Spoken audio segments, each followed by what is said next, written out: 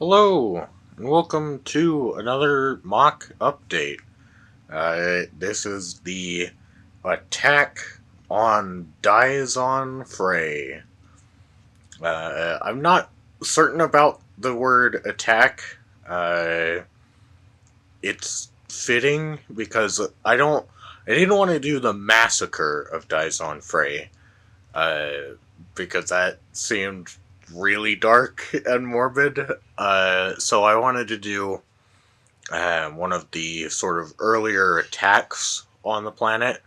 Um, Sort of have the Empire trying to figure out what they're doing, like trying to maintain their station or their refueling center that they've built. Um, but so I've got a lot more done. So we're gonna go through sort of smaller aspects up close, and then we'll end with sort of a wide section or a wide shot, an overview of what we've done so far or what I've done. And so I guess we'll start up front here. Um, I've made this weird looking uh, monster thing that it's got claws on either side, one of them being open, as it's been shot by this speeder bike that's zooming past. And I thought it'd be cool to add that little water flame piece as sort of an effect of the speeder bike blasting the water as he's zooming by. But I thought it would be a cool idea if it has like a mouth that has kind of like, trying to think what they would be called. I guess mandibles, right? Because they're called mandibles on a spider. Um, but yeah, mandibles that have like these fangs on them that reach out and grab something and drag it into the mouth. And so I thought it would be kind of cool to have this little creature pop up to try and eat a speeder bike as it whizzes past. Because ultimately, with this middle section, I really wanted to kind of explore the wildlife of Dizon Frey, make it seem like really difficult for the Empire to manage, basically. Um, have it be one of those reasons why the Empire would be okay with just wiping everything out. Um, but then we've got over here, if we can focus, we've got our Dianoga there, which you'll get a better shot of later. But it's got the proper cat eye piece in there, which I think looks pretty good. But one thing that I did not realize before buying these cat eye pieces is I didn't realize that the print doesn't, like, it's not a full circle around the end. Um, it's mostly there, but as you can see, actually, if we can get a good shot of that little cave monster that I've made there, that you can't really see from this angle, but right where the fins are at the bottom is where it cuts off the print. So they look all right. There's not really anything that I can do about it. They work for my purposes, but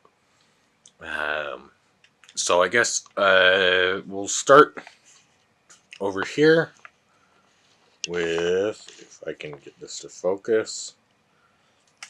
So I haven't built a large portion of the Imperial base over here, mainly because I want it to line up with the Imperial base section, which that right now is still all Donnie. You can kind of see the shuttle in there, as well as no, that's the other lens.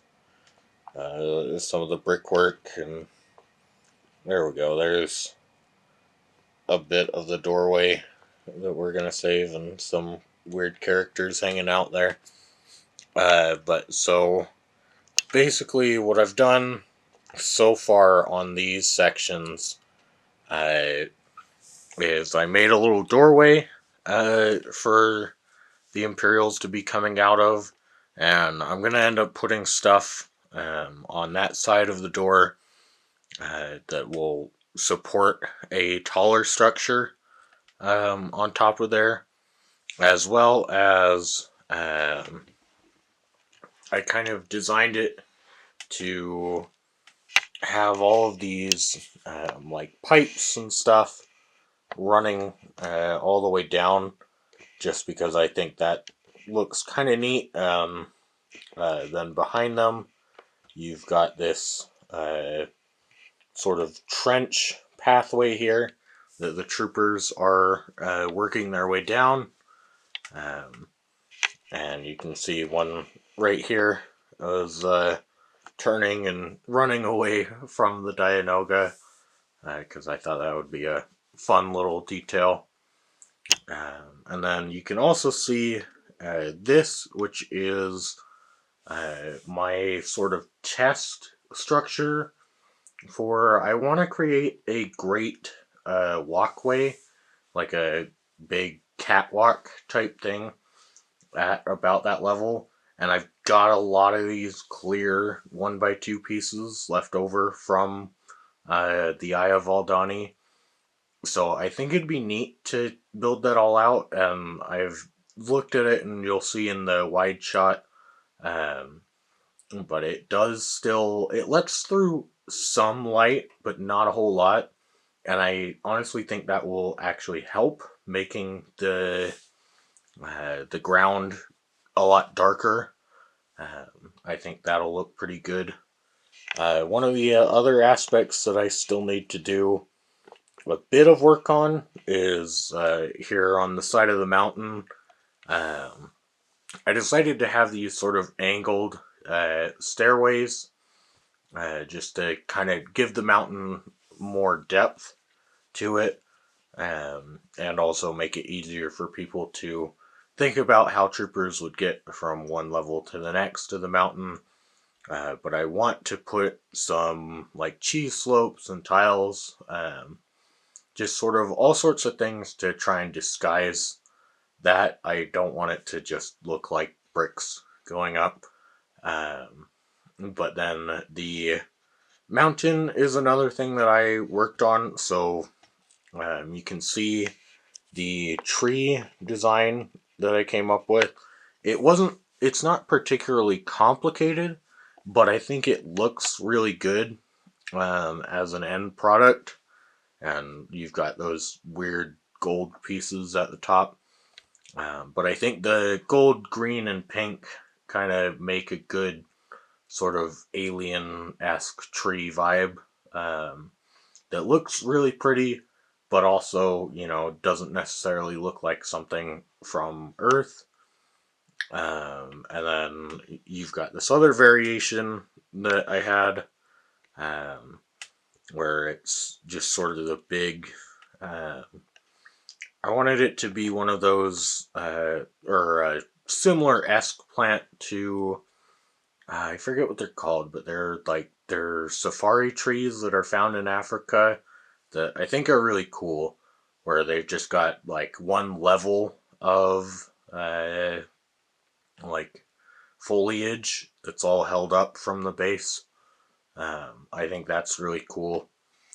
We don't really have those around here because we've just got like aspens and pines, and those have those have branches all over them. But then, as you can also see, I've got different little sand green elements sticking out. A couple of them right now have these sort of red thorn pieces on them.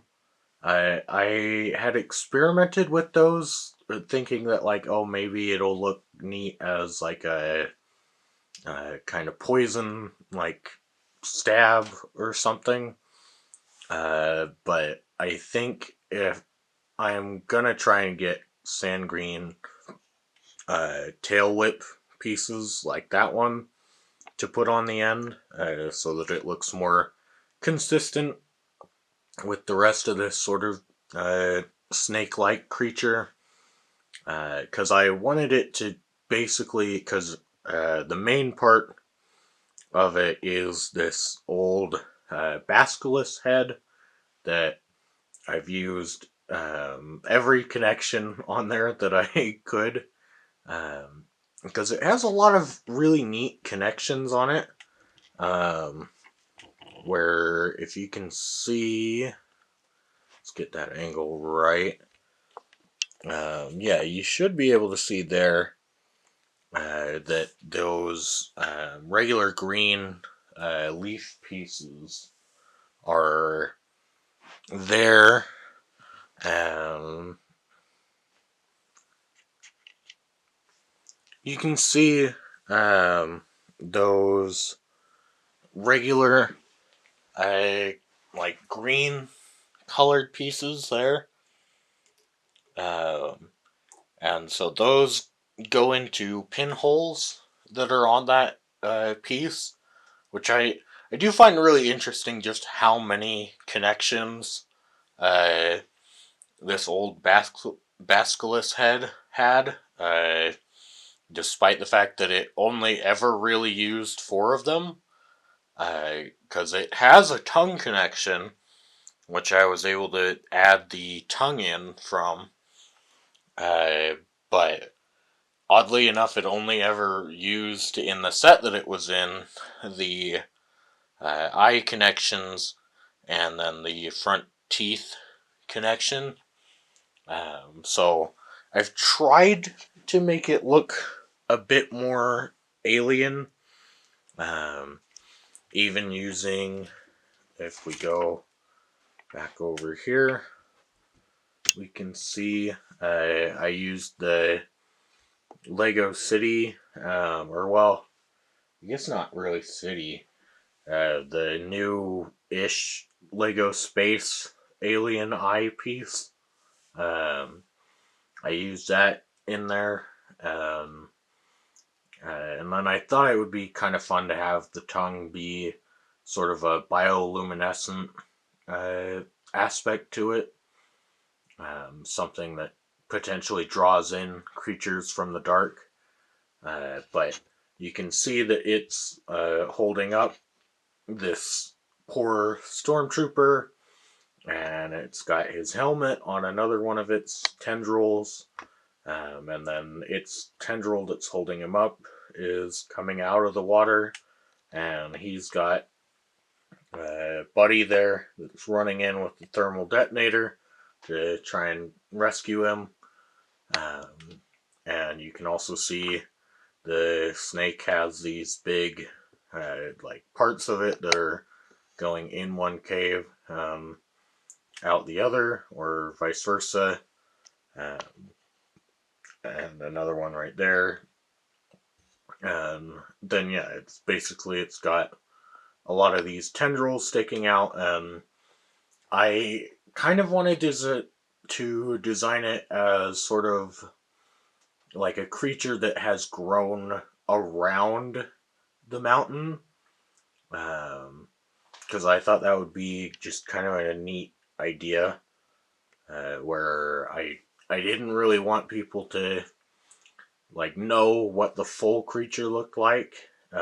So I thought it would be neat to leave that to your sort of imagination. And then speaking of creatures, the other creature that, or one of the other creatures that I designed for this, that is really simple, but I really, really like the effect that it has, is this, it was a Ninjago dragon piece that I added these, I think they're Chima wings. I think that's where they're originally from.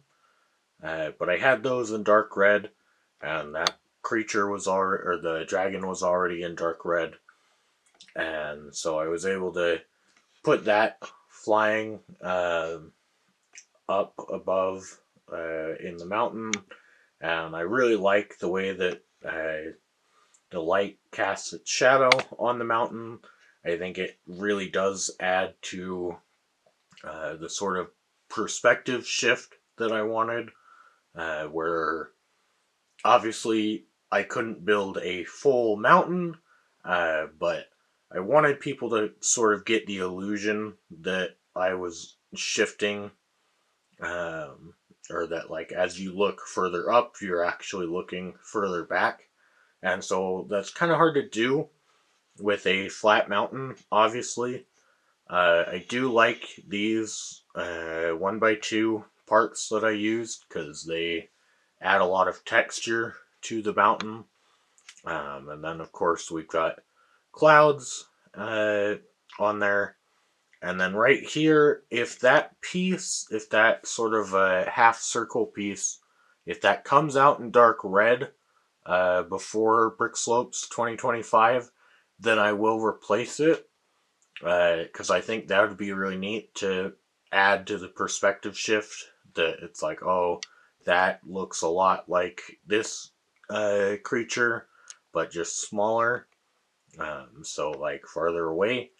But if it doesn't come out in dark red, then I might end up just removing that, um, or trying to change the color to something, whatever color is close enough. I know it's in reddish orange, but I don't know that that's necessarily what I want to do.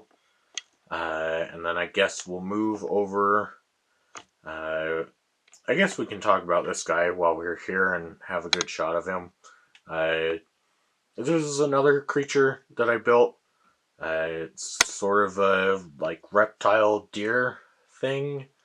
Um, I don't know. A lot of the creatures that I end up designing, it's mostly just having fun with parts and seeing how they can like look at different angles and stuff, and how they come together.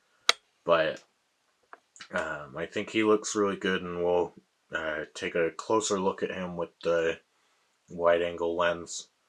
But then you can also see from here the steps of the temple, which I wanted to add because I've been trying to, and I don't know if it communicated that well, but I like the idea that dark gray is kind of the color of like their mud, and so I wanted to add some sort of mud and then use the olive green as kind of a mossy look on some of the steps, especially close to the water. Um, because the what little lore we do have on Dies on Frey, the Dysonites are semi-aquatic and live most of their time in the water. However, it's theorized, I guess, in universe that the Empire destroyed a Dysonite temple while trying to build their refueling center, and so I thought it'd be kind of cool to show that Dysonite temple. And so you've got the steps right there, and I've got a whole bunch of Dysonites on there. I eventually will use more orange because I've got a whole bunch of orange ones. But I've got a whole bunch of the orange ones here that I do intend to use on the stairs. But I just sort of had all the green ones out anyways, and so the green ones ended up on the stairs. Which that's weird. Oh, it's just the focus. I thought the camera was doing something weird. Um, and then I guess let's talk about one of the things. that I'm going to do for the temple is I got these off of Lego Pick-a-Brick, the Dune Ornithopter blades, but in pearl gold. I guess they were used in some Ninjago mech as a sword, but I got 2 of those, and right now I've got them rubber banded together to try and make them even when put together. But I want to use those as the big, like, royal elegant doors to the Daizonite Temple. And then you can kind of see behind it some window designs. I have a whole bunch of those neon green blade pieces because at one point in designing the Eye of Aldani, I thought about using those, and then that did not end up happening. So now I have a whole bunch of those, and I'm thinking that they would look really good as like windows on the Daizonite Temple. And then I've also got down here, if we can see, why is it so dark?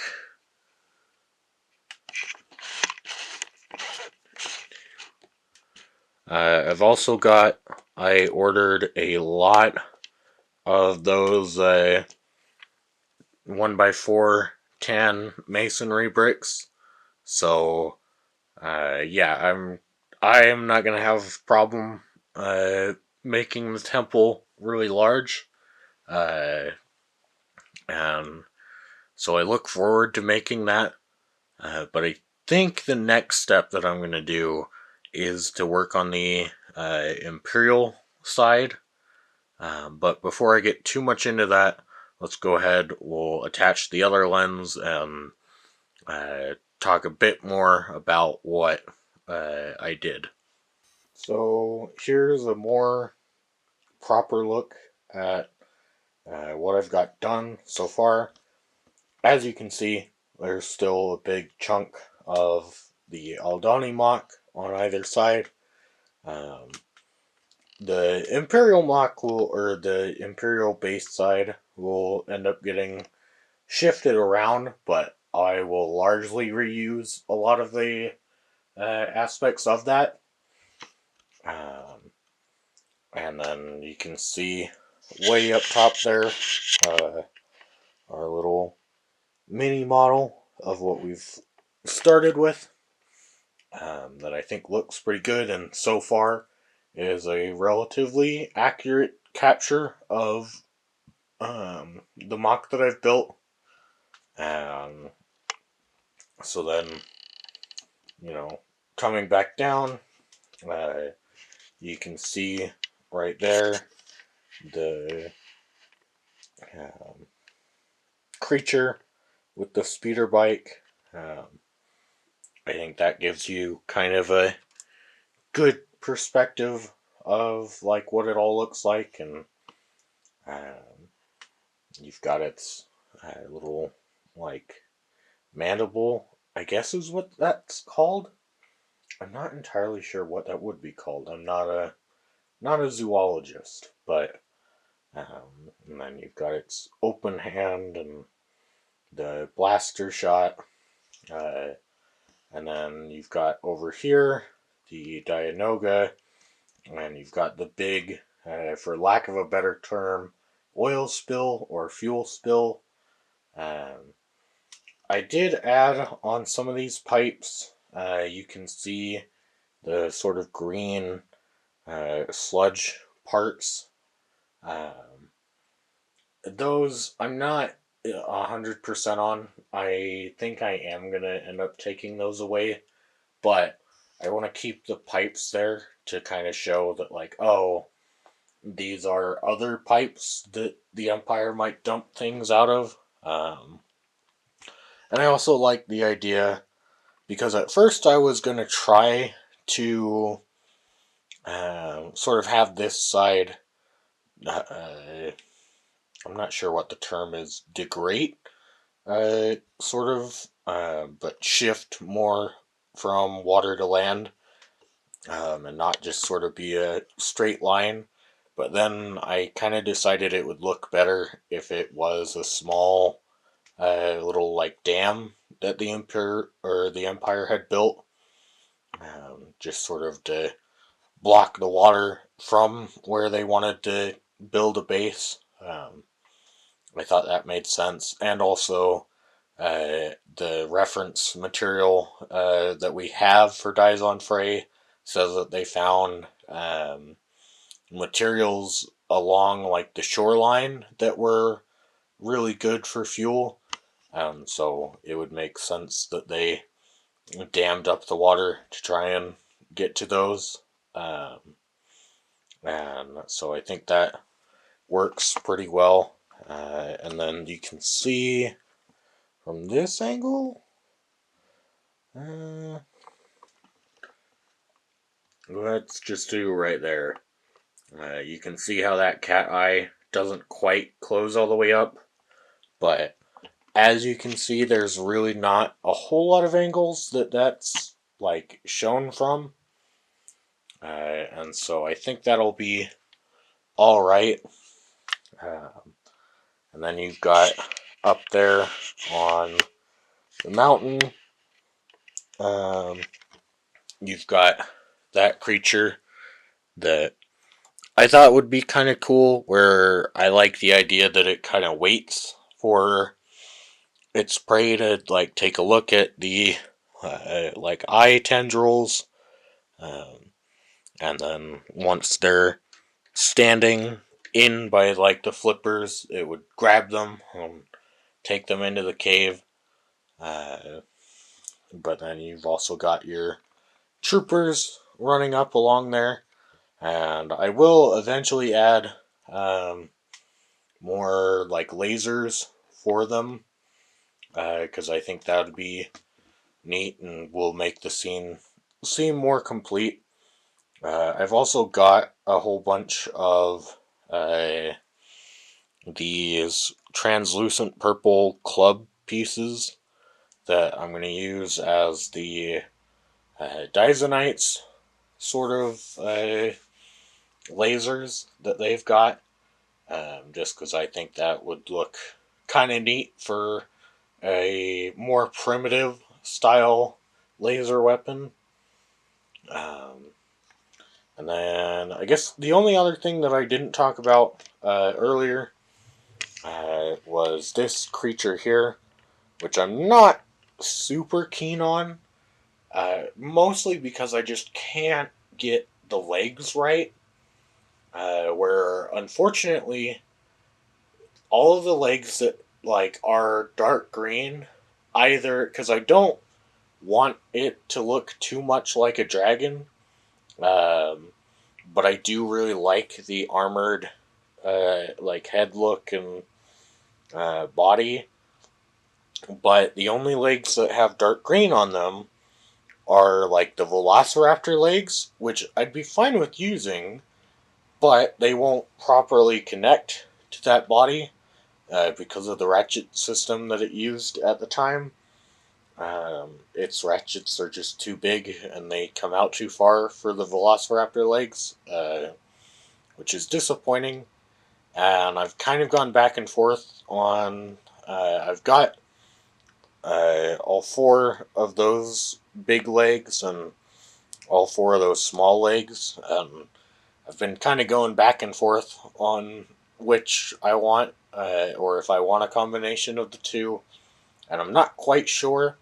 So that design is most likely to change out of any of the creatures that I've made, but I guess you'll just sort of have to stay tuned for that. Um, but yeah, I think that pretty much wraps up this update. Of course, there's a whole bunch of smaller things that, like, I can't even really name all the details, because that's one thing that I've noticed as I build stuff. I just sort of become really wrapped up in adding small little details, and it's something that I'm trying to get better at, because while I appreciate details, and I know a lot of people do, Some of the things that I add in, I just like cannot see, um, and so that's something that I'm trying to work on, is only building things that people can actually see. But so yeah, I think the next section that I'm going to work on will be this Imperial section over here. That way I can sort of finish up this side of these two sections. And then, once I do that, I will be 3/4 of the way done with this.